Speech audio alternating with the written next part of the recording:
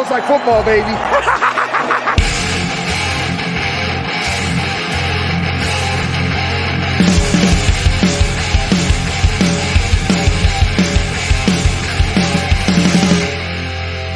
What is up, guys? Welcome back to the Fantasy Football Smackdown. I'm your host, Kyle August, getting you set for the waiver wire heading into week 3.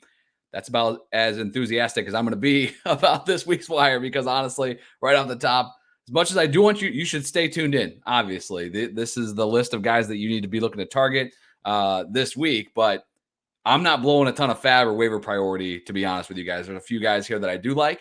But man, this is a rough week going through the wire. There is not a ton left on the bone for you guys out there. So kind of similar to week 1 when I was talking about waiver wire strategy.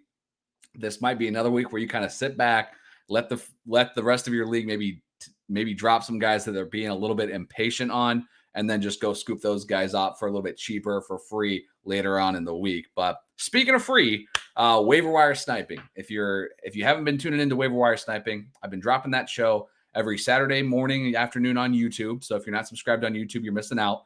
But then Sunday mornings as well. Waiver wire sniping, of course, is a strategy of stashing players on your bench. If there's a player that you don't need for this upcoming week, you have an extra bench spot, you can just drop that player, add a speculative player onto your bench.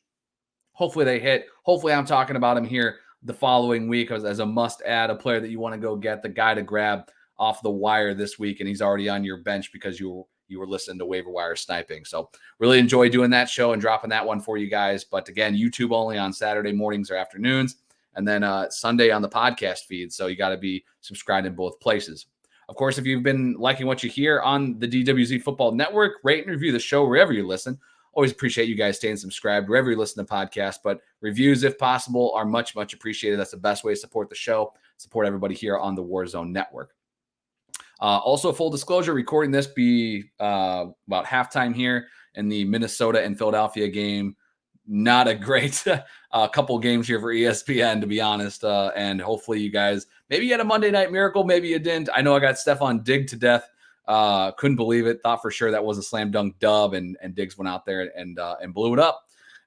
It's fantasy football for you, baby. But without any further ado, let's dive into this thing. Of course, if you're watching on YouTube, you're going to see this list of players here on the screen as I roll through each position and my rankings of where I'd be adding these guys for this upcoming week.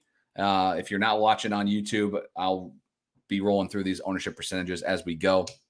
Top 3 ads, regardless of position. Quick reminder, my threshold's 50% owned, and I use Yahoo ownership. So be sure just to scrub through your league just to make sure there's no gems that for some reason aren't more owned in your particular league. But generally just use Yahoo ownership for these lists. But at the top of the list, and I think pretty far and away, these top 2 guys for me, number 1 is Raheem Mostert, 43% owned. Jahan Dotson, also 43% owned. So if those guys are available in your league for some reason, you need to go add those guys right now. Those are the 2 guys I would spend some decent priority or fab on.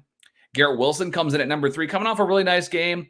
I still think, though, that this Jets offense got a little bit lucky on the drawing the Cleveland Browns, but also Elijah Moore is somebody that I still really believe in. So I think Garrett Wilson is probably still the number 2 guy for a little bit in this offense. So that's why I have him at number 3 on this list. QB streamers this week. Maybe you're the Trey Lance owner. Maybe you're still trying to replace Dak Prescott. Maybe you're trying to avoid Aaron Rodgers playing up against Tampa Bay this week. But regardless, these streaming quarterbacks, not ideal for you, whatever your position you're in. But I got 3 of them for you. Jared Goff going up against the Minnesota Vikings. That's going to be in Minnesota, 22% owned. Goff has 6 touchdowns over the first 2 weeks. And number 2 on this list by quite a bit. There is a gap here, but Marcus Mariota going up against the Seattle Seahawks. That's going to be in Seattle on the road, 11% owned. Mariota has had 9 and 17 fantasy points the first 2 weeks with the Falcons. So it hasn't looked pretty, but for fantasy, Mariota's getting it done. And number 3 on this list, as far as streamers go, if you're looking long-term, I'd probably hop him up the list over both of these guys. But number 3 streaming quarterback this week is Jimmy Garoppolo, stepping in as the starting quarterback for the 49ers, going up against the Denver Broncos. Tough matchup on the road, 5% owned Jimmy G. If you're streaming, it's Goff, Mariota, then Jimmy G. But if you're looking for long-term, Jimmy G would be at the top of the list, just outside the top 15 overall as the quarterback for the 49ers. And hopefully he'll get his full complement of weapons back with George Kittle close to returning just this last week. Should be good to go, hopefully, in week 3. Running backs, I mentioned Raheem Mostert at the top. He's my top overall ad, 43% owned, gets the Buffalo Bills. Game script might not favor him this week, but in week 2, he did have 11 carries to just 5 for Chase Edmonds. Mostert, though, did have 3 targets to 2 for Edmonds. So Edmonds was on the field more in the 2-minute drill, playing from behind potentially against Buffalo. Mostert might not have a great fantasy week, but I've got to like the usage there and somebody you can just grab right off the wire. Number 2 on this list is Mark Ingram, 30% owned.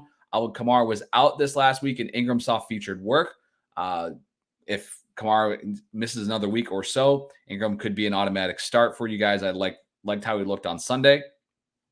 3 and 4, you got to split hairs just a bit. Honestly, I'm hoping that James Conner is just good to go. They said the injury wasn't serious, but that doesn't mean he won't miss time. Eno Benjamin and Darrell Williams is how I'd have those two ranked 3 and 4 in my rankings going up against the Rams this week. Eno is 11% owned. Darrell Williams is 4% owned. So these guys are widely available. I would kind of let people, if Mostert's available, maybe I just let people spend the fab on them and on Mostert and then just grab Benjamin or Williams cheap. Whichever one's cheaper, honestly, is the route I would go. So, but I think, from what we saw the first week, Eno was on the field when Williams didn't find the field week 1. And then in week 2, they split pretty evenly. And Darrell Williams was seeing the goal line looks, the short yardage looks for this offense. So I'm still going to give the edge to Eno just because I think he has a little bit more of a role if Connor's there. But if Connor's out, it may swing to Williams' favor as far as, kind of spot starter. Number 5 on this list is the rookie Tyler Algeria. He was active this last week with Damian Williams being put on IR. The Atlanta Falcons rookie running back is playing second fiddle to Cordero Patterson. Speculative ad, 14% owned. The wide receivers, this is where the money will be spent. Jahan Dotson, 43% owned, up about 20% from last week. Hit pay dirt once again, gets the Philadelphia Eagles on Sunday. Garrett Wilson, the rookie, had a monster game against Cleveland, goes up against the Bengals in New York, 23% owned. That's going to jump a ton. This is your last shot to get Garrett Wilson.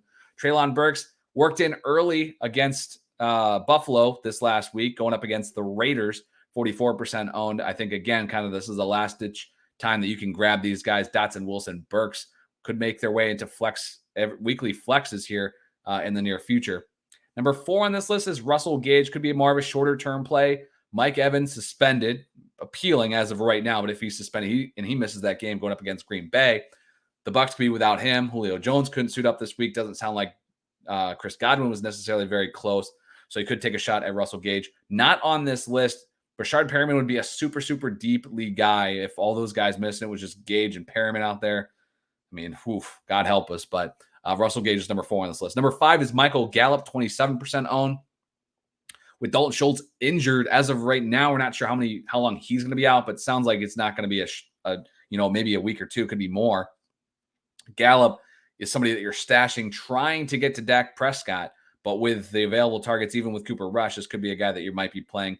I really want to see Gallup suit up for the Cowboys in week 3, even though you would never start Michael Gallup. He'll probably be in a pitch count, but maybe week 4, week 5 could be a guy that you plug into your roster.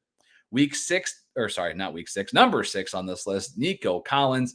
Has not produced yet, but saw a team high 9 targets tied with Brandon Cooks, 25% owned. Collins is a guy that you might start seeing get dropped by owners. I'd keep an eye on him.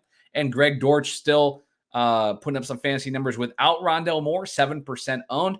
If Moore continues to miss time, Dortch is a guy I'm fine as a spot starter in PPR leagues. If you're watching on YouTube, little typo in there. Sorry about that. Donovan Peoples-Jones not on my list this week.